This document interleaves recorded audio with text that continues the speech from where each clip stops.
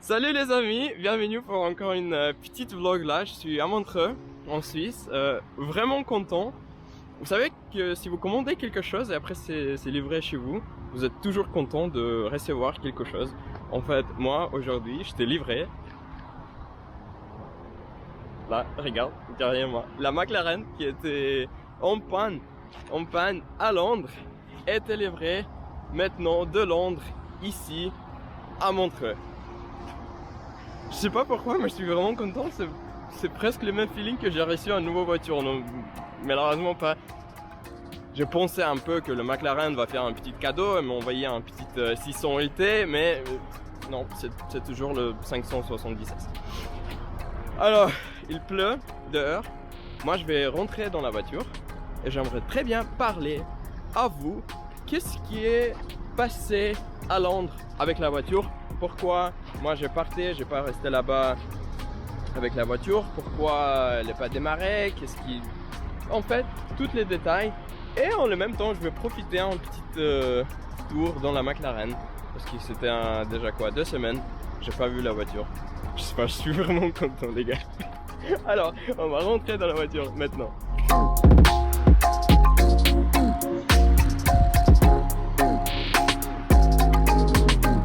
La première chose que je dois faire, c'est je dois allumer la voiture. En fait, c'était le problème à Londres, la voiture. Et allumez pas. Regarde là. On pousse cette petite bouton là.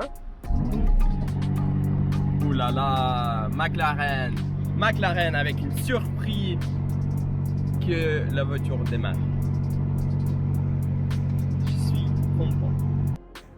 Je suis bien dans la voiture, c'est démarré. Alors les premières choses que je dois faire, c'est il faut changer alors les miles per hour à retour dans les kilométrages, parce qu'en fait la première chose que je fais quand je rentrais à l'Angleterre, je changeais le vitesse parce que sinon je comprenais vraiment rien. 1000 par heure, aucune idée. Et en fait avec les McLaren c'est toujours une petite histoire à faire ça, parce qu'il faut trouver un menu, après un deuxième menu, en settings machin, pousser 300 boutons, display units, approximately 10 hours later, distance, speed. Yeah. Alors je suis déjà en route et la plus grande question c'est qu'est-ce qui se passait avec la McLaren à Londres. Alors la voiture elle marchait très bien pendant toute la route jusqu'à Londres. En fait, il y a un jour, j'ai sorti la voiture de la service McLaren à Genève. Alors, elle a changé l'huile, il a tout regardé. Il a changé aussi l'huile de l'embrayage. Alors, elle a tout fait. La voiture, elle marchait parfaitement. Alors, j'ai roulé de Genève jusqu'à Paris. J'ai resté là-bas une nuit et j'ai roulé jusqu'à Londres. Après, j'ai passé un très bon week-end pendant Cars and Coffee. Avec toutes les hypercars, etc. Je vais bien sûr sortir une vlog à ce thème-là bientôt, parce que je vais toujours filmer pour vous. Et après, le dernier jour de Londres, je me réveillé dans l'hôtel, et après on avait visité un joli restaurant en Londres pour manger un truc. Et en fait, après dîner, je me rentré dans la voiture et c'est pas démarré. En fait, c'est pas la première fois que ça se passe avec cette voiture là, que ça démarre pas. Parfois, une fois j'ai eu un problème avec le clé, la voiture n'a pas vu que le clé était dedans, là, après c'était un problème de pile dans le télécommande. Et moi je pensais, c'est encore une petite truc là, je dois attendre 10-15 minutes et après la voiture va démarrer. À la fin, j'ai passé toute la journée à côté de la voiture, parce que je peux pas laisser la voiture juste comme ça à Londres. Moi je connaissais pas les gens là, peut-être ça peut être un peu dangereux. C'est pas démarré après 15 minutes, c'est pas démarré après 20 minutes, c'est pas démarré avec 30 minutes. Alors moi j'appelais McLaren, je disais les gars, qu'est-ce que je dois faire? Elle a dit écoute, peut-être il faut déconnecter la batterie de la voiture et après ça va démarrer, parce que ça fait une petite reset. je disais bah ok, alors je trouvais la batterie, c'est bien. En fait, juste à l'avant de la voiture, dans le coffre, vous pouvez ouvrir un petit truc et là vous voyez la batterie. Mais malheureusement, j'ai pas de tools pour déconnecter la batterie. Ça c'est une bonne idée à acheter un bon coffre comme ça avec tous les outils pour réparer la voiture moi-même.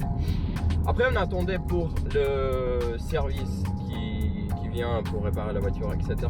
Et monsieur est venu, on a déconnecté la batterie, on a attendu encore 30 minutes, 1 heure, etc. et c'est pas allumé.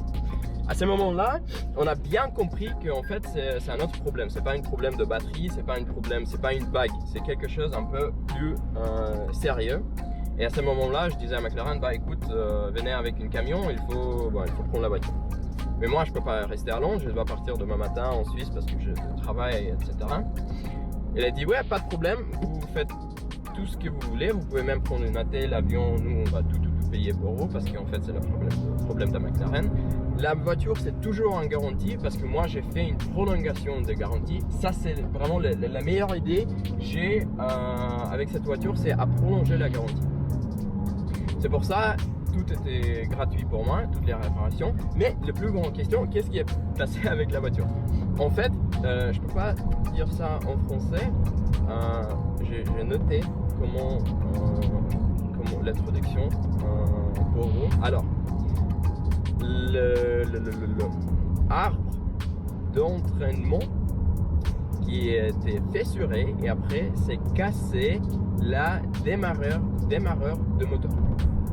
En fait, c'était un problème vraiment physique que cet arbre d'entraînement, comment on s'appelle ça, était cassé et en fait c'est frappé sur le moteur qui tourne le moteur pour démarrer.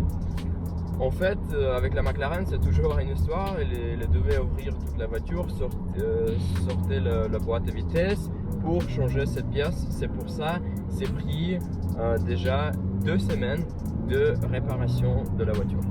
Après, il a tout fait, il a fait tous les tests. C'était vraiment bien que la voiture était chez McLaren en Angleterre. On a vraiment économisé de temps de tout ce qui est la transportation des pièces, parce que toutes les pièces étaient déjà là. Et ben voilà, maintenant la voiture marche parfaitement bien.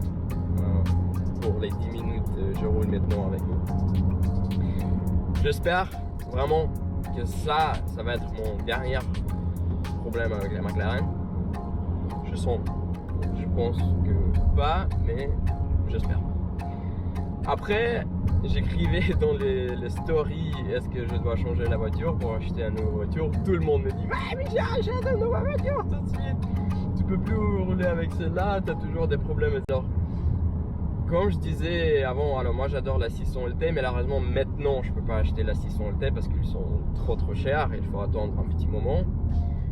Après tout le monde disait bah Micha prends une Huracan.